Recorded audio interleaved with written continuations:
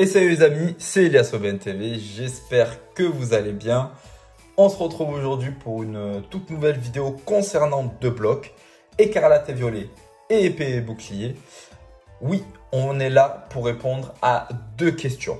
Deux questions concernant ces deux blocs-là. Pourquoi écarlate et violet est boudé et pourquoi épée et bouclier explosent. Mais vous allez voir que finalement pour ces deux questions-là, il y aura une seule et unique réponse finalement qui répondra à ces deux questions et je vous dis tout ça dans cette vidéo. Avant de commencer la vidéo, bien sûr, n'hésite pas à t'abonner, à liker, à partager, mais aussi à me dire en commentaire si tu es plutôt team épée et bouclier ou écarlate et violet. N'oublie pas, hein, partenaire de MPoké, une boutique en ligne qui propose des protections d'items scellées en acrylique. Donc tu verras, il y a tout budget, toute forme finalement de protection. Ils peuvent en faire sur mesure, mais aussi des protections de cartes sous forme de tableau. Donc n'hésite pas à aller voir le lien en description. Et en plus ça, tu bénéficies de 10% avec le code Elias OBNTV 10. N'hésite pas. Alors, on va commencer par le commencement, c'est-à-dire les séries de base. Lorsqu'on regarde Écarlate et Violet, c'est une série qui a été hyper critiquée dès sa sortie. Je me rappelle encore, lorsque la série est sortie, beaucoup ont critiqué finalement les Pokémon déjà de la série et de ce bloc-là, qui ne sont pas vraiment appréciés. C'est vrai que le jeu, ça a été pas vraiment une grosse réussite, déjà dans un premier temps. Alors attention, pour qui? Pour les anciens collectionneurs, en tout cas les adultes. Parce que pour les enfants, apparemment, d'après les retours qu'il y a eu, finalement, les enfants ont bien apprécié le jeu. Par contre, les adultes, eux, n'ont pas apprécié. Alors, dû peut-être aux Pokémon, aux nouveaux Pokémon qui ne sont pas forcément appréciés. Mais en tout cas, le jeu a été critiqué. Lorsqu'on regarde la série, finalement, Écarlate et Violet. Moi, ce que je remarque quand même, c'est que dès le début du bloc, on a des raretés qui sont appréciées. Alternative et l'arrivée d'une nouvelle rareté qui est les cartes AR. Alors on avait à peu près le même style finalement que les cartes AR dans les dernières séries du bloc épée et bouclier. C'était les Trainer Gallery finalement. Mais c'est vrai que on avait très peu finalement, enfin c'était des Pokémon qui étaient avec leur dresseur. Que là, on a vraiment des Pokémon seuls. Alors, on avait à peu près des cartes AR, on va dire, sur le bloc, par exemple, Zénith Suprême, où là, on en a eu pas mal. Alors, c'est vrai que quand on regarde ça, et qu'on regarde finalement la première série d'épée et bouclier de base, on remarque que dans la série d'épée et bouclier de base, finalement, à part les Gold et les Full Art, il n'y avait pas forcément de rareté qui donnait envie. Donc, lorsqu'on regarde cela, on se rend compte que finalement, Écarlate et Violet était meilleur que épée et bouclier. Et j'ai envie de dire, lorsqu'on regarde même la suite finalement du bloc, alors j'ai fait une vidéo là-dessus où je vous présente la première partie, où je compare finalement entre la première partie du bloc Écarlate et Violet et épée et bouclier.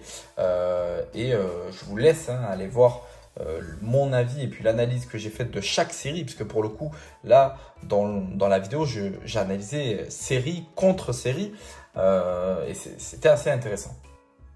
Mais globalement, lorsqu'on regarde les séries, on regarde par exemple les premières séries d'épée et bouclier, épée et bouclier de base, Clash des Rebelles, La Voix du Maître, alors que lorsqu'on regarde les séries d'Écarlate et Violet de base, EV2, Flamme Obsidienne, je trouve quand même que le début de bloc était déjà réussi côté Écarlate et Violet. Alors oui, vous allez me dire, Elias, les Pokémon dans Écarlate et Violet ne sont pas ouf, ne sont pas appréciés, et en plus de ça, la forme terra cristallisée gâche vraiment finalement les Pokémon et les cartes. Je suis d'accord avec vous sur le fait que la forme stellaire, la forme terra cristallisée, et je dirais même que la forme stellaire, je la préfère peut-être un peu plus, en tout cas le design des cartes, plus que la forme terra cristallisée simple, mais c'est vrai que c'est pas forcément des formes qu'on apprécie. C'est vrai que par exemple, les méga évolutions de XY étaient bien meilleures. En tout cas, on avait un meilleur rendu sur les Pokémon. Là, c'est vrai que j'avoue que c'est plus difficile. Mais enfin Pokémon Company a compris finalement que même si les formes, etc. ne plaisaient pas, ils allaient mettre des Pokémon qui étaient hyper hype en avant, comme par exemple le Dracofeu ou Pikachu dans V8 qui arrive le 8 novembre, par exemple. Et puis, on nous sort le banger de l'année sur ce bloc-là d'Écarlate et Violet qui est 151. 151, ils ont repris finalement du coup les 151 premiers Pokémon de la première génération. Ils ont exclu du coup carrément les Pokémon du bloc Écarlate et Violet pour laisser place vraiment aux 151 premiers Pokémon. Là, gros banger, grosse hype, grosse folie. Là, c'est la nostalgie qui parle. Les adultes sont contents. Revenus, enfin là on revoit du coup les scalpers, on revoit voilà, tous les dramas finalement autour d'une série Pokémon. Mais tout ça pour dire que finalement ils ont été pour moi dans leur continuité parce que pour moi Écarlate et Violet 1, 2, 3 et 3.5, ben, on est quand même sur une tendance qui monte plutôt qu'une tendance qui descend.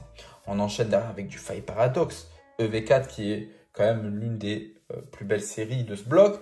Derrière, on enchaîne avec du 4.5 Destinée de Paldea. Destinée de Paldea, il ne faut pas oublier que si vous comparez Destinée de Paldea à Destinée Radieuse, je vous laisse aller regarder les cartes sur Pokécardex et vous verrez que Destinée de Paldea, en tout cas c'est mon avis, est au-dessus de Destinée Radieuse. Vous pouvez aller voir les ETB par exemple de Destinée Radieuse aujourd'hui et vous les retrouvez à 150 € environ.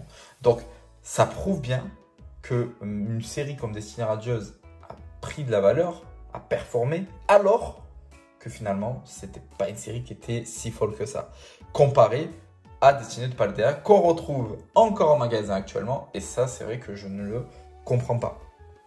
Parce que si vous regardez, on a beaucoup de séries sur le bloc Écarlate et Violet qui sont vraiment bangers. Au-delà de 151. Je vais exclure 151, même si normalement je ne devrais pas parce qu'il fait partie du bloc Écarlate et Violet. Mais on exclut 151. Je suis désolé. EV5, Force Temporelle, c'est une série banger. Clairement, c'est une grosse série. Alors on en trouve de moins en moins, je vous l'accorde. Donc ça prouve aussi que c'est une série qui est appréciée. Moi, ce qui m'a frappé, et je vais être honnête avec vous, ce qui m'a frappé, et je crois que c'était jamais arrivé, c'était une vidéo, alors je ne me rappelle plus qui avait filmé cette vidéo-là, mais en tout cas, il y avait une vidéo où on voyait, donc c'était un youtubeur qui filmait en magasin, et on voyait, il me semble qu'on voyait toutes les séries, alors hors .5, de EV1 à EV5, je crois, ou EV4. Et genre, on voyait les blisters, les tripacks, on voyait des ETB. Et on les voyait tous alignés comme ça, dans le magasin. C'est-à-dire qu'il y avait plusieurs séries du même bloc, enfin, toutes les séries du bloc qui étaient encore en magasin. Et ça, c'est abusé, c'est ouf. Parce que on pouvait retrouver peut-être 2 séries en même temps, voire 3. Mais là, 4-5 séries dans le même magasin, c'est que vraiment, Écarlate et Violet était finalement boudé. Et là, on va faire le lien avec épée et bouclier. Parce que justement, pourquoi cette explosion sur épée et bouclier? Ben parce que tout simplement, le bloc Écarlate et Violet étant boudé et pas apprécié, les gens sont retournés sur épée et bouclier. Et automatiquement, ben, on avait, si vous vous rappelez bien, lorsqu'Écarlate et Violet est sorti, les premières séries sont sorties, on avait encore beaucoup d'épées et boucliers en magasin. On avait du Zénith Suprême, tout le monde s'en fichait. On avait du Origine Perdue, du Star Étincelant, du Reine de Glace. Les gens s'en foutaient, ils n'allaient pas forcément en prendre. On trouvait même du Point de Fusion dans les géants casinos, les Auchan. Et les gens passaient à côté, ils s'en foutaient. Et c'est vrai que ben, plus les séries sont sorties sur Écarlate et Violet et plus finalement ben derrière les gens allaient chercher du EB et délaisser finalement le bloc Écarlate et Violet. Alors moi par rapport à cette mini hype finalement autour d'épée et bouclier qu'on a actuellement, moi je le remarque surtout dans les magasins parce que j'ai un Carrefour, j'ai la chance d'avoir un Carrefour qui reçoit assez souvent, voire une fois par semaine ou une fois toutes les 2 semaines, qui reçoit un stock de Tempête Argentée et d'Origine Perdue. et même de Astro Radio, en tripack et en blister. Et je remarque que souvent, ça part très très vite. À peine posé, à peine parti finalement, mais hyper vite. Parce que je connais des vendeurs là-bas et des fois j'y vais après le travail. Et puis quand j'y vais, on me dit là on en a posé il y a 1 heure, il n'y a déjà plus rien. Voilà. Donc en fait concrètement, on se rend compte que épée et bouclier est scalpé en fait quasiment. Parce qu'il est acheté en masse et on en voit énormément pop sur le marché secondaire. Donc moi cet effet-là, je pense que c'est ça. Maintenant, je peux me tromper, mais j'ai l'impression quand même que les collectionneurs aiment la rareté, aiment les produits qui datent et finalement n'apprécient pas à leur juste valeur les produits, les items, les séries, les cartes qui viennent de sortir finalement. Je l'ai vu avec du coup des séries comme Astre Radio. Astre Radio, quand la série est sortie, c'était une catastrophe. Un gros flop. Ça sortait avec du coup le jeu Legend Arceus, pareil, hein, un jeu qui a divisé. Beaucoup l'ont apprécié, mais beaucoup aussi l'ont finalement pointé du doigt. Et c'est vrai que la série est sortie en même temps avec des cartes qui n'étaient pas franchement hyper jolies finalement. Il y a quelques cartes qui sont sympas à l'intérieur, mais le Palkia et le Dialga originel n'a pas fait l'unanimité. Et concrètement, les amis, concernant Astre Radio, on en trouvait partout, partout et personne n'en voulait. Il y avait des ETB, je me rappelle encore, hein, des ETB qui se vendaient à 40 € sur Vinted, Le Bon Coin, etc. C'était une série qui était détestée. Et actuellement, lorsqu'il y en a dans le commerce, c'est scalpé comme jamais. Moi, ça me fait rire parce que, bon, moi, c'est pas une série que j'apprécie forcément. Je me suis pris en item, j'ai pas grand chose, moi, sur Astre Radio. J'ai juste un blister Palkia, un blister Dialga et un tripack, il me semble. J'ai pas grand chose, j'ai pas de TB, j'ai rien d'autre. Pas de display, rien du tout. Et c'est vrai que ça m'a beaucoup fait rire finalement que cette série-là, qui était hyper boudée, hyper détestée, finalement devienne une série qui se fait vider en magasin. Mais vraiment, j'ai été surpris. Et quand j'ai vu ça, je me suis dit, écoute, ok, on a compris. En fait, les gens, ils aiment bien soit payer plus cher leurs items, donc c'est-à-dire que des items comme par exemple Force Temporelle qui sont très très beaux, l'item est beau, les cartes sont magnifiques à l'intérieur, la série est belle et vous allez voir que les gens vont se réveiller quand les blisters vont coûter plus cher, quand les displays vont coûter 200 balles, quand le TB va prendre 10, 20, 30 balles. C'est à ce moment-là que les gens ils vont dire « Ah, en fait c'est une série banger, on va aller acheter ».